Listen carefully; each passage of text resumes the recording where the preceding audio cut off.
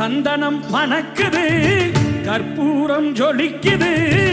சந்தனம் மணக்குது, கற்பூரம் ஜொலிக்குது. கந்தகிரி கோயில் வந்தால் நன்மையெல்லாம் நடக்குது. கந்தகிரி கோயில் வந்தால் நன்மையெல்லாம் நடக்குது. சந்தனம் மணக்குது, கற்பூரம் ஜொலிக்குது.